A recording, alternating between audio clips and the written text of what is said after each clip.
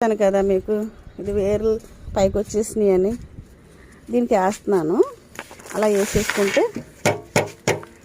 Water వెళ్తుంది. అది ఈ మొక్క కూడా యాపిల్ బేర్ అండి, ఇది యాపిల్ బేర్.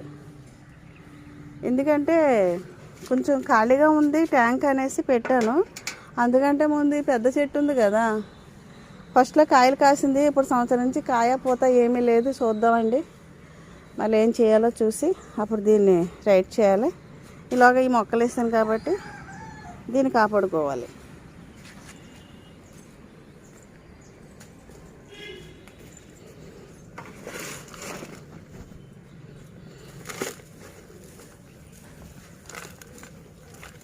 మట్టి చూసారా ఎంత పొడి పొడిలాడుతుందో. మీరు మట్టి రెడీగా పెట్టి కూర్చున్నారనుకోండి,